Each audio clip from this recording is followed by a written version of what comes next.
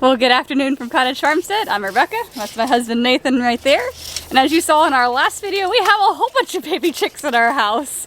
We have the bigger chicks that are 3 weeks old as of yesterday, and our goose. And so they are quickly approaching the point where they are going to outgrow our larger size brooder box, and we just put our freshly hatched chicks in the small brooder box, and they will not fit in there for very long, so they're going to need the larger brooder box in a week or two. So we are getting started on our Chickshaw today. We're loosely basing it off of the Justin Rhodes Chickshaw, and I'll let Farmer Nathan explain a little bit about our modifications. So some of the modifications is using the materials we have on hand.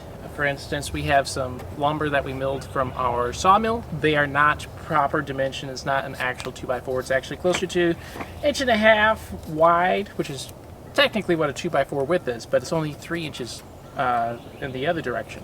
So this will be for our basically our bottom frame, boards on end. That gives you more strength. When you're doing that, if you see that there's a crown, that's what they call it, where there's a bow in the board, like this one has, you want the crown to be upwards. That way, as you add weight, it bends it down. Whereas if you start with a valley, that's going to lose a lot of your structural integrity. So we're basing the size of this system off of our roofing panels, which are basically almost like corrugated roofing panels. They're 12 foot long, so we're going to cut those panels in half. We want basically a 2-inch overhang on both sides to protect the frame itself. So the interior size of this unit will be 5'8". That just works well with the dimensions of both the lumber we have, the roofing material, so we're looking forward to seeing if we can make that work with the wheels we also have. So we got these wheels very inexpensively at an estate sale.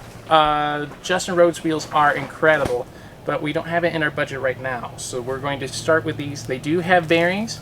We're going to do a similar axle system though that Justin Rhodes greatly suggests doing. So we're going to buy, rather than 3/4 inch, this will fit a 1/2 inch threaded rod and have the washers and the whole entire system just with smaller wheels. The issue that we're going to potentially have is smaller wheels mean you don't have as much clearance. So I'm going to try to bump the axle down from the actual frame of the structure just to try to give us an extra, even if it's just 2 or 3 inches, it's amazing how much of a benefit that offers. After doing some configuration, I think I found out a good size, so it ends up being 4.4 inches wide by 5'8" long. And that'll give us enough overlap with both the roof on the outside and on the ends to hopefully keep the rain off the chickens. So right here, I'm working on cutting some blocks that will go in between, I'll call it our floor joists almost. And that's just to provide some more fastening for the 1 inch by 1 inch hardware cloth. So this will sit in between each of those all the way across. I'll have 2 in between each one. I can cut the outside ones because I know it's 15.25 inches, and I believe the middle one will be 14.5. That middle one though might be off a little bit, so I'm going to wait until I have the base constructed before I can custom measure that to make sure I get the right measurement. Because the tighter you have it, along with your 45 degrees for your corners, the stronger this will be, and hopefully the longer it will last. So we pretty well have all the materials cut for the base, which is set up behind me. Everything's laid out, and essentially we're going to replicate that rectangle there for the top. Now the base is where all the weight is with the chickens and the gosling sitting on. So the top doesn't necessarily have to be as strong. You still want it structurally sound, but we went ahead and ripped our 2x4s down to what would be equivalent to a 2x2.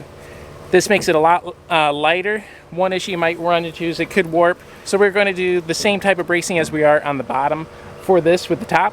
Well, trying to just keep it, especially the top, as light as possible, so then it won't catch as much wind. It'll be easier to move and hopefully more maneuverable as we rotate the chickens behind the cows. Well, we got the pieces cut. We had to call it a day because we got a potluck with some local homesteaders and farmers. But we'll be assembling that shortly, and we'll be sure to include you in that as well. And now it's time for some fun.